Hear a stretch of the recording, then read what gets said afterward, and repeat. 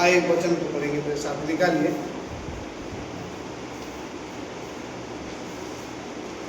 Romeo के chapter उसका 12 का 1 हम पढ़ेंगे। रोमियो चैप्टर का 12 का 1।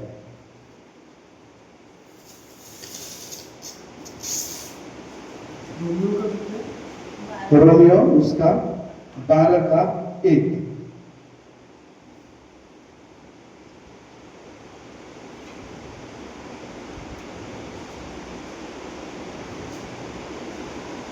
इसलिए हे भाइयों, मैं तुमसे परमेश्वर की दया स्मरण दिलाकर विनती करता हूँ कि अपने शरीर को जीवित और पवित्र और परमेश्वर को भाता हुआ बलिदान करके चढ़ाओ। यही तुम्हारी आत्मिक सेवा है। इस संसार के सदृश न बनो, परंतु तुम्हारे मन के नए हो जाने से तुम्हारा चाल चलन भी बदलता जाए, जिससे तुम परमेश्वर की भली और भांति और सिद्ध इच्छा अनुभव से मालूम करते रहो। Hallelujah, hallelujah, praise the Lord. यहाँ पे हमने पढ़े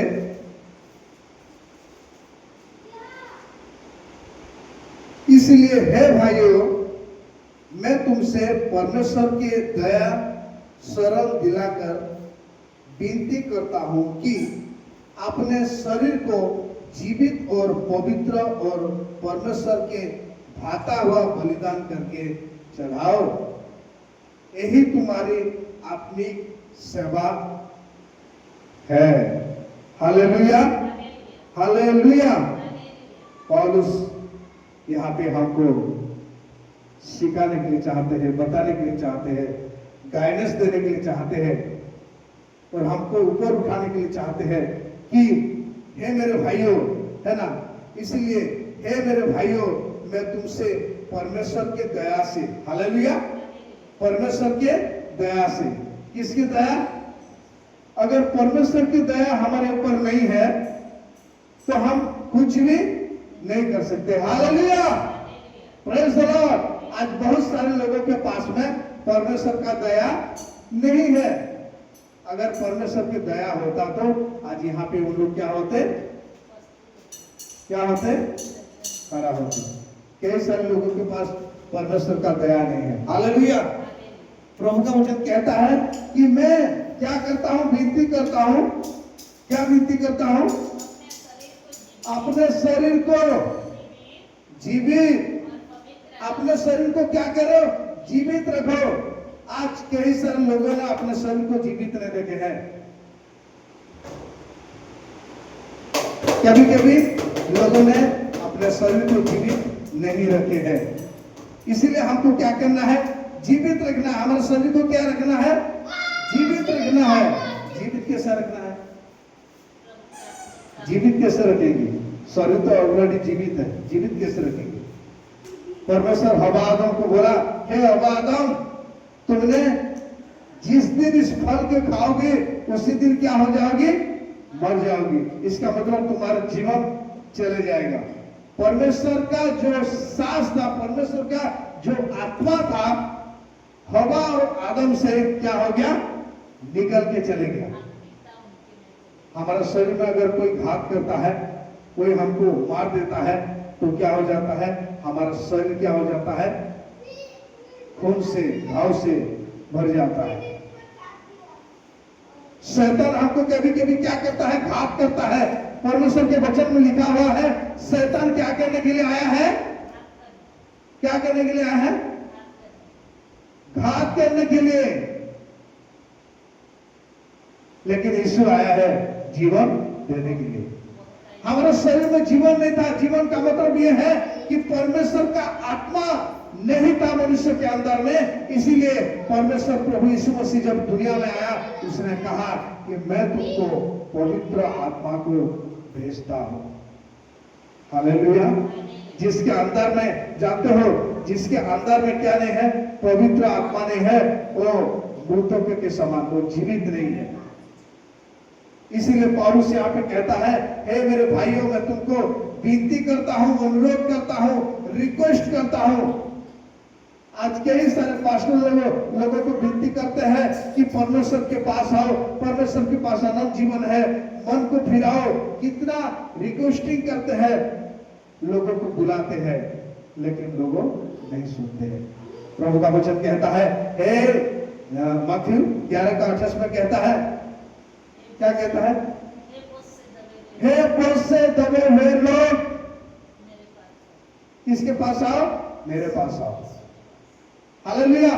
बोझ से दबे हुए लोग मेरे पास आओ, मैं तुमको क्या करूंगा? विश्राम दूंगा। क्या दूंगा? क्या दूंगा? क्या दूंगा? हालेलुया। क्या दूंगा? विश्राम कैसा है? विश्राम कैसा है? विश्राम क्या है? अगर कोई आदमी काम कर रहा है और काम कर करके थक गया है, तो उसको क्या चाहिए? विश्राम चाहिए, रेस्ट चाहिए। आज दुनिया में लोग थके हुए हैं, लोगों ने हारे हुए हैं, लोगों ने अपने जीवन में दुख और परेशानी में है। आयुब कहता है, क्या कहता है? आयुब कहता है, थोड़ा एक वचन को पढ़ेंगे, आयुब की किताब उनका 14 का 1 और 2 को हम पढ़ेंगे। आयुब के 14 का 1 और 2। आयुब 14 का 1 और 2।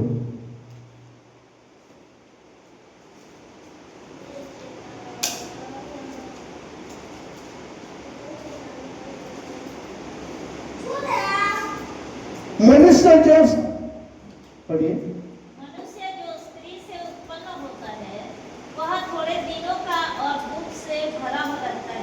हालेलुया। और नीचे क्या लिखा है? वह फूल के समान खिलता, हाँ, फिर तोड़ा जाता है, हाँ, वह छाया की मिट्टी पर ढल जाता और कहीं ठहरता नहीं। हालेलुया। मनुष्य जो स्त्री से उत्पन्न होता, किससे उत्पन्न होता है? स्त्री से। हालेलुया। प्रभु यीशु मसीह किससे उत्पन्न हुआ था? पवित्र आत्मा से। और स्त्री से जन्म नहीं हुआ था। बहुत सारे लोगों का कहना ऐसा है, वो स्त्री से जन्म हुआ था, केवल एक माध्यम था, क्योंकि वचन में लिखा है और पवित्र आत्मा से गर्भवती हुआ। किससे? प्रभु यीशु मसीह पवित्र आत्मा से गर्भवती हुआ। और हमारे जो मनुष्य गर्भवती होता कैसा है? शारीरिक से गर्भवती होता है। हालेलुया। इसलिए कहता है मनुष्य जो स्त्री से उत्पन्न होता है वो थोड़े दिन के और दुख से भरा रहता है। कैसा रहता है? दुख से भरा रहता है। दुख से क्या रहता है? दुख से क्या रहता है? कौन दुख से भरा रहता है? मनुष्य, जिस मनुष्य स्त्री से जन्म होता है। इट मीन्स हमारे शरीर में क्या है? दुख भरा है। मनुष्य के शरीर में दुख भरा हुआ है। हालेलुया। तकलीफ भरा हुआ है, मुसीबत भरा हुआ है, पीड़ा भरा हुआ है, रोग भरा हुआ है। हालेलुया। इसीलिए प्रभु का वचन कहता है वो फूल के नाए खिलता है, फिर क्या होता है? तोड़ा जाता है। वो छाया की रीति पर ढल जाता है और कहीं ठहरता नहीं। मनुष्य का जो शरीर है ना, मनुष्य का जो जीवन है ना, कैसा है? फूल के समान क्या हो जाता है? जल जाता है, सूख जाता है। इसीलिए पौलुस यहाँ पे कहता है, हे मेरे भाइयों, मैं तुमको विनती करता हूं, तुम्हारा शरीर को क्या करो? जीवित रखो। जीवित मतलब परमेश्वर के साथ अपने चलो, परमेश्वर के साथ जीवन को बिताओ। अपने शरीर को परमेश्वर को दो। हालेलुया। अपने शरीर को किसी जगह में बिक्री मत कर दो। अपने शरीर का ख्याल रखो, क्योंकि नीति वचन में कहता है तुम्हारा शरीर से, तुम्हारे प्राण से क्या होता है? तुम्हारा शरीर मूल्यवान है, अनमोल है, इसीलिए उसके प्राण का रक्षा करो। क्या करो? प्राण का रक्षा करो, शरीर का रक्षा करो। आज हमको शरीर का रक्षा करना है, शैतान से दूर रहना है, क्योंकि प्रभु का वचन में कहता है शैतान ने आया मनुष्य को क्या करने के लिए? करने के लिए। शैतान हर टाइम चाहता है आपके शरीर को घात करने के लिए, मारने के लिए, कूटने के लिए, पीटने के लिए, ताड़ना देने के लिए, आपको सताने के लिए। आपके शरीर में याकूब को शैतान क्या किया? अगर शैतान किसी को गिराने के लिए चाहता है तो मेरे प्रियो पहले शरीर को क्या करता है? घात करता है। शरीर को क्या करता है? क्लेश देता है, दुख देता है। मेरे प्रियो हमारे शरीर में स्वास्थ्य और भला चंगा रखने के लिए पौलुस बाबा यहाँ पे सिखाता है कि मैं विनती करता हूं तुम्हारा शरीर को क्या रखो? जीवित रखो। Hallelujah, hallelujah, hallelujah. क्योंकि परमेश्वर का वचन कहता है तुम्हारा शरीर परमेश्वर का मंदिर है। हमारा शरीर कैसा परमेश्वर का मंदिर हो सकता है? हमारा शरीर कैसा परमेश्वर का निवास स्थान रह सकता है? हमारा शरीर कैसा परमेश्वर का एक घर हो सकता है? हमारा जो ये शरीर है परमेश्वर के लिए इंपॉर्टेंट है। इसलिए परमेश्वर का वचन कहता है कि परमेश्वर ने जाते हो जेनेसिस का 2:7 में लिखा है परमेश्वर ने मनुष्य को शरीर को मिट्टी से क्या किया? बनाया। परमेश्वर क्या किया? मनुष्य को मिट्टी से क्या किया? बनाया। एक शरीर को बनाने के लिए, एक देह को बनाने के लिए परमेश्वर मिट्टी को यूज किया। Hallelujah.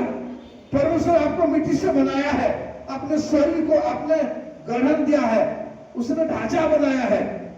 Hallelujah, praise the Lord. इसीलिए परमेश्वर का वचन कहता है ये शरीर को हमको ख्याल रखना है, ध्यान रखना है। Hallelujah, hallelujah. ये शरीर को हमको किसी भी जगह में जाने नहीं देना है। ये शरीर को परमेश्वर के भवन में जाने देना है। ये शरीर को परमेश्वर की महिमा के लिए अपने जीवन देना है। ये शरीर को परमेश्वर के लिए बढ़ाना है। ये शरीर को परमेश्वर की महिमा के लिए ऊंचा कराना है। Hallelujah, hallelujah, hallelujah. प्रभु का वचन कहता है पहला थिस्सलुनीकियों उनका 5:23 में प्रभु यीशु मसीह ने आने तक तुम्हारे शरीर को निर्दोष और निष्कलंक रखो। प्रभु यीशु मसीह जब तक नहीं आता है तुम्हारे शरीर को क्या करो? निर्दोष और निष्कलंक रखो। हमारे शरीर को कैसा रखना है? निष्कलंक और निर्दोष। इस शरीर में कोई दाग लगने नहीं देना है। हम शरीर के विषय में हम सीखने के लिए चाहता है, परमेश्वर बताने के लिए चाहता है ये शरीर को हमको निर्दोष रखना है, कोई दोष नहीं लगाना इसमें। मेरे प्रियो परमेश्वर का वचन कहता है मरियम निष्कलंक था, निष्पापी था, इसीलिए परमेश्वर उसके हृदय में जन्म लिया। मेरे प्रियो अगर परमेश्वर के वचन कहता है, सिखाता है, अगर परमेश्वर आपके शरीर में, आपके जीवन में अगर जन्म लेगा, आपको आपके शरीर निष्कलंक, निष्कपट और पवित्र रहना चाहिए। आज पौलुस हमको बताने के लिए चाहता है, हे भाइयों मैं तुमको रिक्वेस्ट करता हूं और प्रभु के दया और स्मरण दिलाकर कहता हूं अपने शरीर को जीवित रखो और पवित्र और परमेश्वर की भाता हो। अपने शरीर को जीवित रखना है, अपने शरीर को परमेश्वर की भाता हुआ। हमारे शरीर में कोई दाग नहीं लगना चाहिए। जब दुल्हा को मिलने के लिए आएगा, अगर उनके शरीर में कोई दाग है, अगर उनके जीवन में कोई दाग है, उनके जीवन में कोई निर्दोष है अगर पा जाता है तो प्रभु उनके साथ नहीं रहेगा, उनको छूट भाग जाएगा। Hallelujah, hallelujah, hallelujah. इसलिए फिलिपी उनका 3:20 और 21 में कहता है दिन शरीर को बदलकर महिमा के समान बना देगा। ये शरीर को क्या करेगा? परमेश्वर बदल देगा। ये शरीर को बदल देगा। ये शरीर और शरीर जैसे नहीं रहेगा। जैसा पतरस ने कहा प्रभु यीशु मसीह को जब उसी पहाड़ के ऊपर में देखा कि परमेश्वर प्रभु यीशु मसीह रूपांतरित हो गया, उनका शरीर बदल गया, रूपांतरित शरीर बदल गया, वो पूरा महिमा से भर गया। तब पतरस ने देखा और पतरस ने कहा, हे प्रभु, मैं तुम्हारे लिए यहाँ पे जगह बनाऊंगा। प्रभु कहता है, तेरे हृदय मेरा मंदिर है। मेरे प्रियो, अगर हमारा शरीर पवित्र है, हमारा शरीर निर्दोष है, निष्कलंक है, तो परमेश्वर इसी शरीर में वास करेगा। और अंत के दिन में ऐसा लिखा हुआ है, उसके वचन को पढ़ के हम समाप्त करेंगे। फिलिपी उनका 3 का 20 और 21 में लिखा है, क्या लिखा है थोड़ा सा पढ़ेंगे। फिलिपी 3 का 20 और 21। फिलिप, और हमारा स्वदेश स्वर्ग पर है और हम एक उद्धारकर्ता प्रभु यीशु मसीह के वहां से आने की बाट जोह रहे हैं।